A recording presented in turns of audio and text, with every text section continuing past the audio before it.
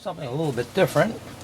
I had a client contact me about some dynamic looking signs that she'd like to get based upon the Vampire Chronicles. I don't do generally copyrighted material, but if it's for an individual, a private thing, then I'll usually do it. Now, I had to come up with a couple of patterns. Didn't have any in existence, of course, so I came up with these two patterns, which I'm going to cut. And I thought I'd take you through the process of at least one of them anyways. Probably the first one, the Lestat and Louis, or Lewis sign. It's a table sign. It's going to stand upright, about 6 inches tall, 5.5, something like that. Got a nice candle on the side, a nice rose, both of which are significant for the characterization and the story. And they're done in what I found was called a country garden font, which sort of struck me as really quite a nice font for this particular topic. Now, cutting this, of course, you're going to need a little bit of experience. I wouldn't put this out as a first-time project for somebody if you're just learning how to use a scroll saw. But if you're familiar with the twists and turns that go along with scroll saw cutting, you might want to give it a try. In fact, I'm not going to sell these patterns. What I will do is, if you're interested in the pattern, you can contact me privately by sending me an email at the link down below, and I'll be glad to send them to you for free, no extra charge.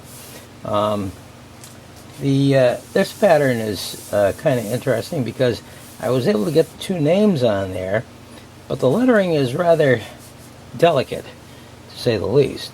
I don't want it to break.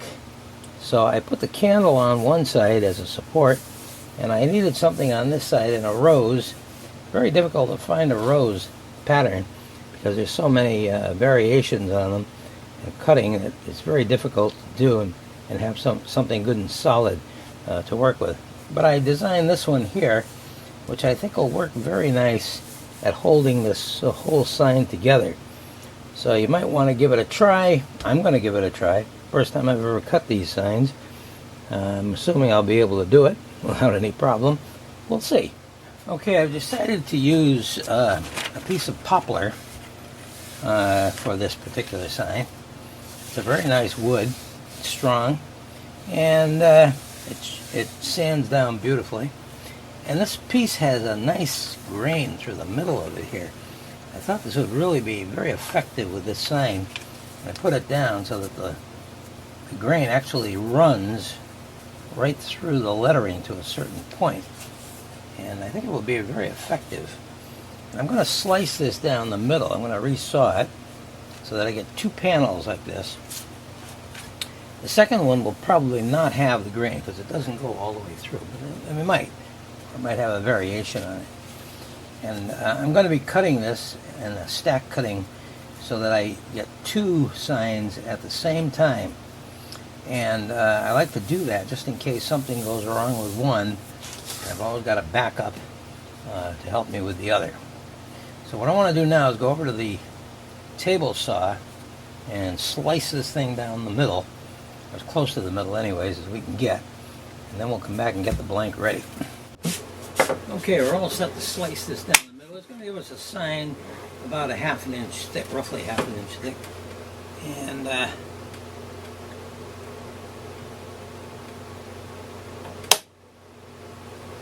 think it'll look pretty good. Okay, we'll bring this down to start it out, and let's start cutting.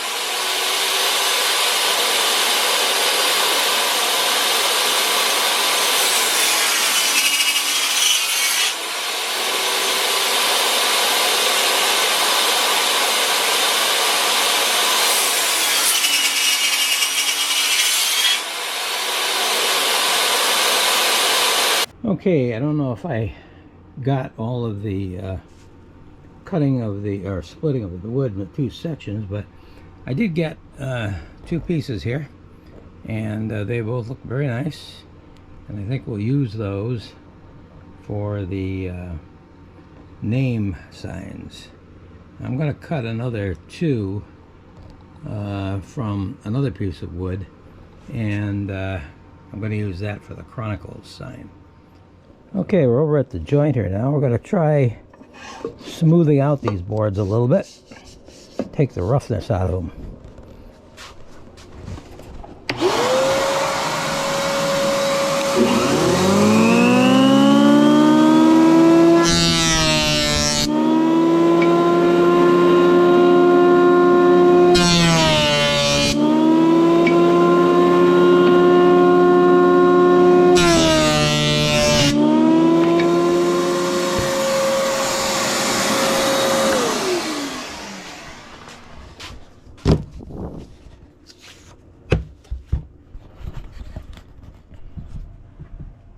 Okay, we've got the blanks cut as we need them now, and I've got the two for the Lestat sign here.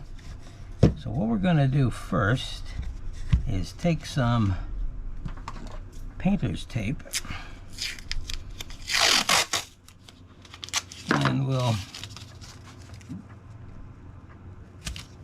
bind these two boards together. And it's what we call a stack.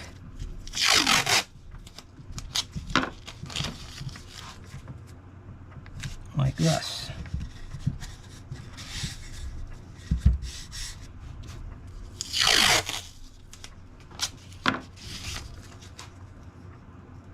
Alright, we only needed 3 pieces for that one. Now, the next thing we do is take our pattern, put it down upside down here, take a glue stick like this, and go around the edges here and glue this up pretty good. Make it good and sticky. Now we use the tape on the boards, of course, to hold them together, but it also acts as a lubricant for the saw blade that I'm going to use to cut. And it's also a place where we can put our pattern down like this.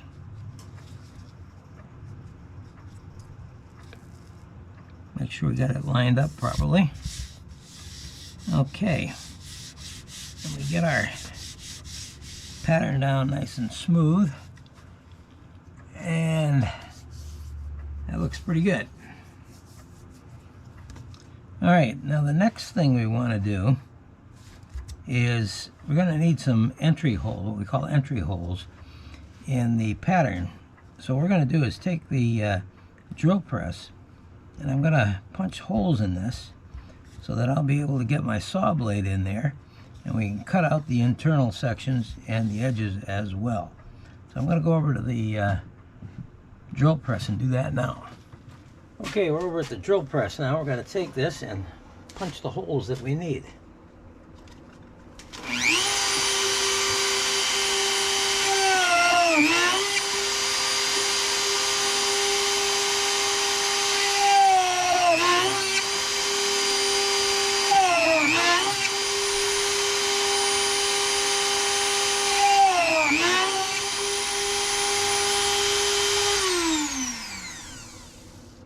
Okay, I think we've got the holes that we need for that right now. Okay, we're here at the scroll saw now, and we're ready to start cutting. I put a number 5 reverse tooth blade in there for anybody who was thinking about cutting this, and that ought to be adequate enough to do this. So let's get started. We'll start with the smaller cuts first, and we'll work our way up to the bigger ones. And it should be pretty easy to do because got a brand new blade in here, and hopefully it'll go smoothly. So let's get going.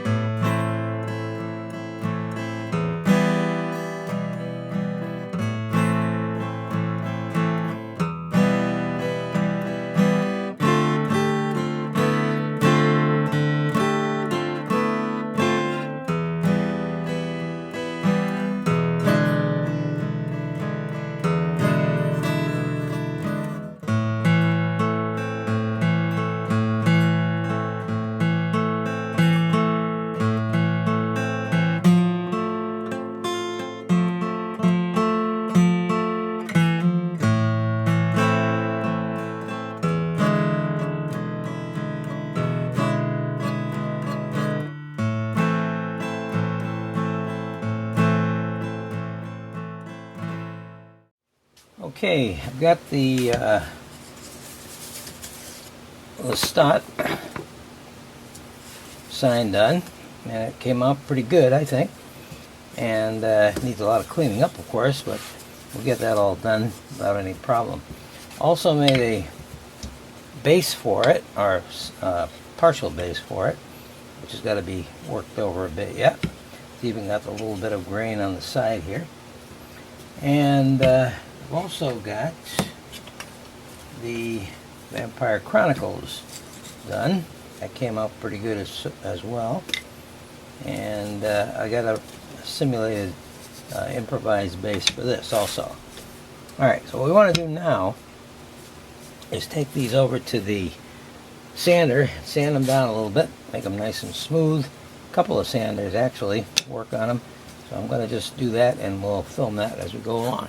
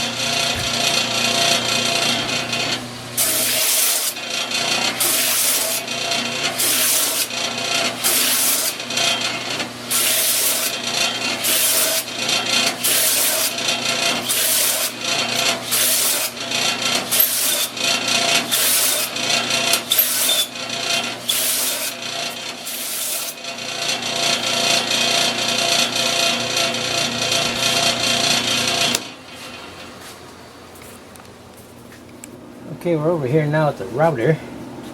What I want to do here is round over the edges of the top layer of the base. So we're going to do that right now, both of these.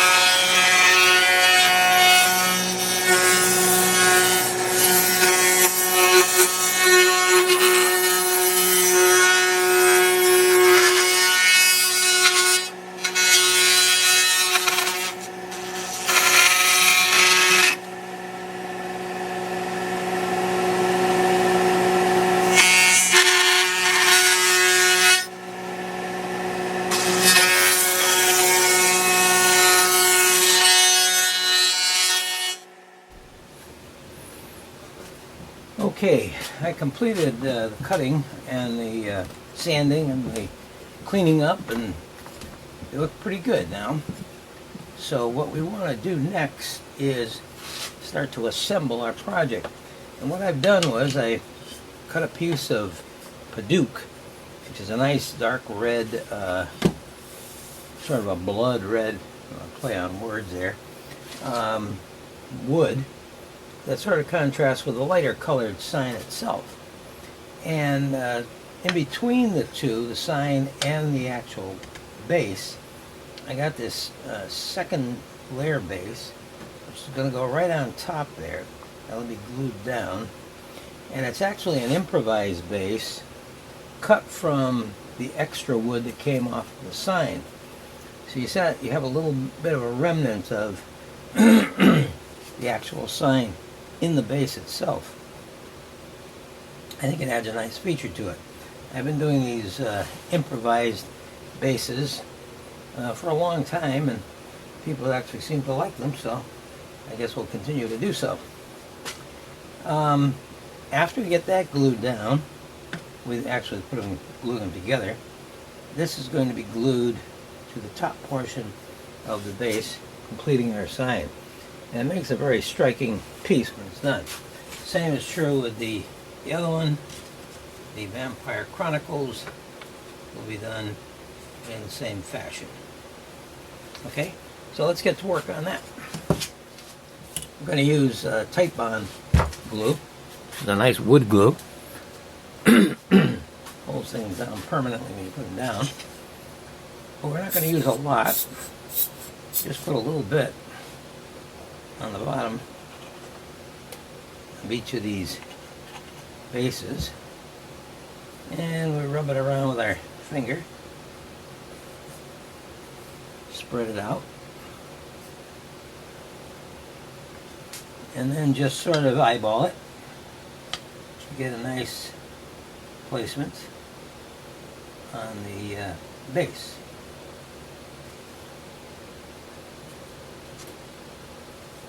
And a little more glue there probably. We're going to clamp these down anyway, so we'll make sure that it stays in place.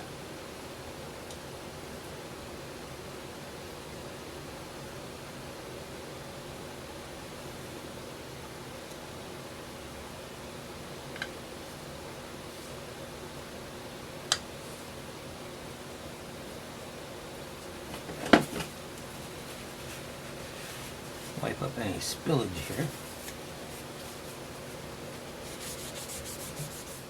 Okay, I think it'll be all right.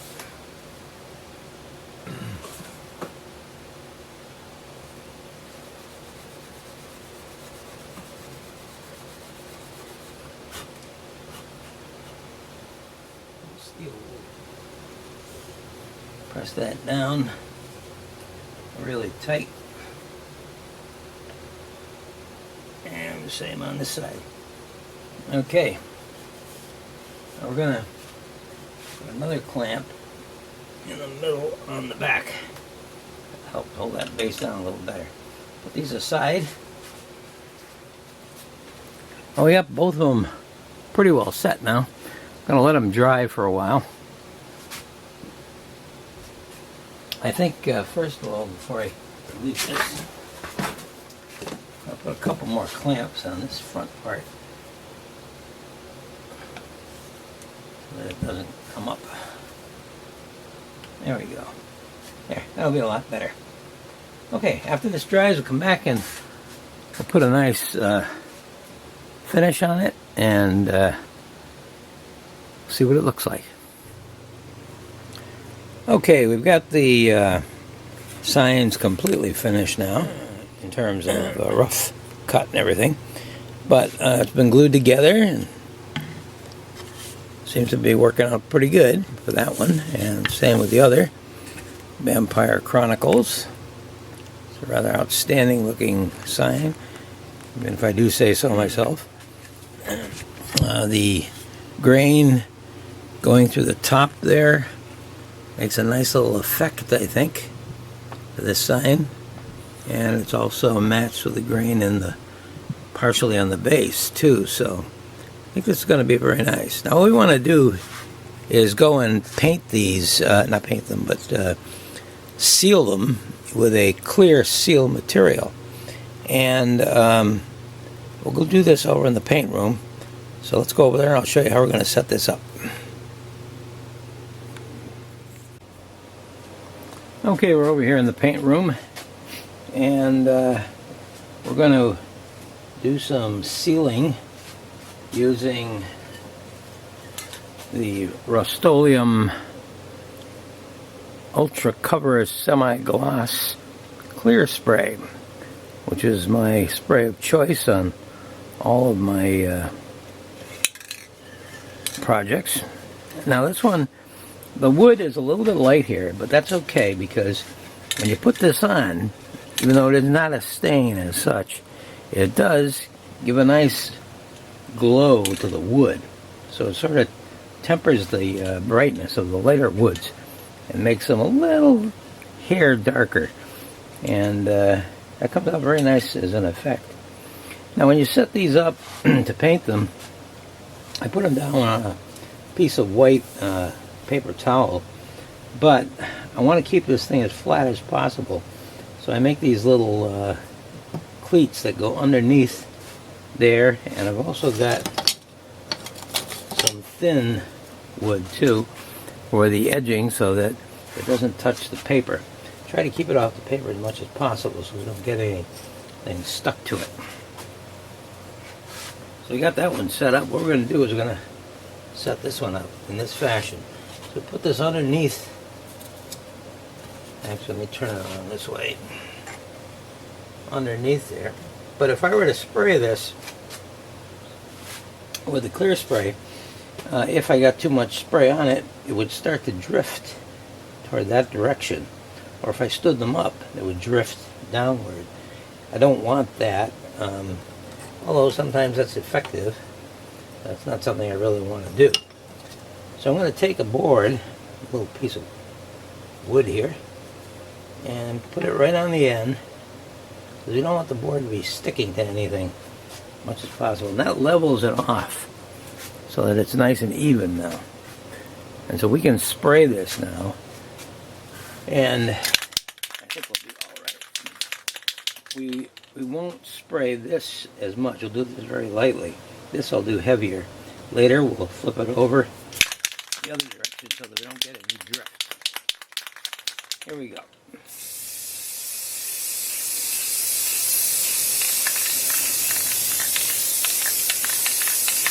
You can see that the tone or the color to that wood has started to change a little bit darker. It's great. I'm going to try to keep this as smooth as possible. Can't be done completely, of course, 100%, but we'll do it as much as we can. All right, the emphasis right now is spraying on the sign area, a little bit on the base. We don't need to do the bottoms of the bases, because of course these are going to be table signs, so you won't see what's on the bottom anyways. Okay, I think we'll leave it like that for the first coat in this section. We're going to do each section of the sign separately, and we'll do several coats. So we got a nice thick clear coating on it. It'll help to make it look really very dramatic looking. Okay, I think what we'll do is we'll stop here and come back when we have more to spray.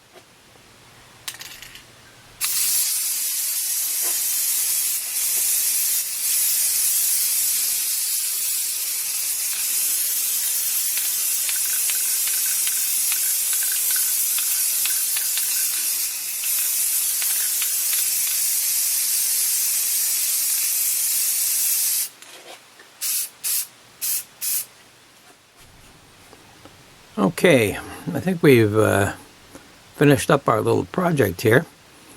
If you enjoyed watching this, click the little thumbs up button down below. Appreciate that, for my channel anyways. And if you want these puzzles, these patterns, you're welcome to get them for free. Just send me an email at the address linked down below, and I'll be glad to send them to you. Thank you for watching.